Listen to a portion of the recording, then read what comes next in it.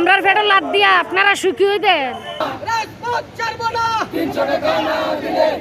Current bill না দিলে ধরে লইয়া যায় জেল। আর 2 মাস যাবত আমার লাইন কাটা। স্কুলে পাঠানোর সময় বাচ্চাদের হাতে আমরা 5 টাকা দিতে পারি না, টিফিন খরচের টাকা। জরুর হইলে গেলা শিখলে খাইলে এই নাফা খাইয়া কি বাচ্চা কাচ্চার অসুখ কমি যায়নি। কাম করে আমার 6 জন মানুষ খানে আল্লাহ। আমার 6টা বাচ্চা 120 টাকা কাম কইরা তারা পড়াইমু না আমি ফেটে খাইমু না তেল জিনিসপত্রের দাম দেখছেন কি জাতি। ফেটে যদি খিদা থাকে তো কি করতে হয়? আমার বাবা এই রেশন এই বেতনে আমার পোষায় না, হয় না, আমার কিছুতেই হয় না বাবা। একটা কিস্তি তুলি যদি বাচ্চা কাচ্চারা পড়াইতাম, কিস্তিও তুলতে পারি না। কারেন্ট বিল না দিলে ধরে লইয়া যায় জেল। আর 2 মাস যাবত আমার লাইন কাটা 3 মাসের বিলের লেগে। আমি কোথেকে দিতাম? আমরা এই দাবি যদি না মানে তাই আমরা হয়তো রাস্তাত নামলাম। ভিক্ষাও তো আমরা কেউ দিত না। দিব কে দিব ভিক্ষা? সার শ্রমিকরে আমরা কি করে বাঁচতাম? আমরা ফেটে লাদ দিয়া আপনারা সুখী হইবেন।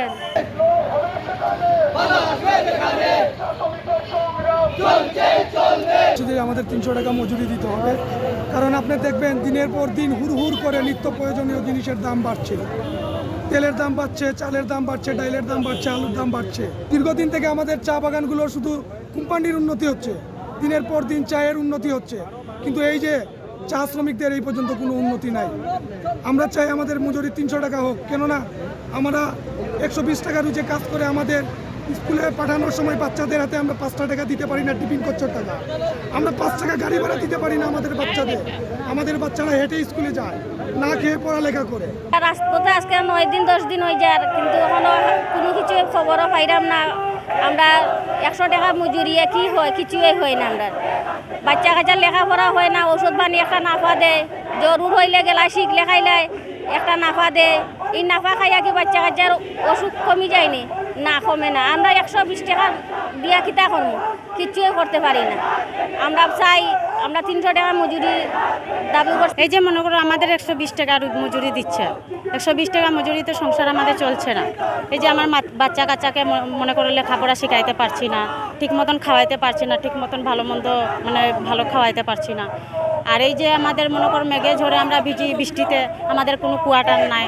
এই যে মনে করো ভিজে আমাদের চোখে পোকা মাকড়ে আমাদের যে পাও একেবারে রক্ত ঝরে যায়, এগুলা কি সরকারে দেখছে না? 120 টাকা মজুরি দেয়। 120 টাকা তো আমাদের হয় না, কারণ বাচ্চা কাচ্চা স্কুলে যাবে, স্কুলের তো বেতন করি, গাড়ি ভাড়া লাগে, প্রত্যেক দিন তো 50 থেকে 60 টাকা লাগে ভাড়া দিতে। তার এগুলো দিতে খুব কষ্ট হয়। তারপরে যে চালের দাম, সবজির দাম, যে গাড়ি ভাড়া যে অনেক বাড়ে গেছে। কারণ বাইরে তো মানে কাজ করে, যে যারা মাটির কাজ করে তাদের তো 500 টাকা করে রোজ। এই যে আমাদের যে রাখে যে 120 টাকা, 120 টাকা তো আমাদের হয় না।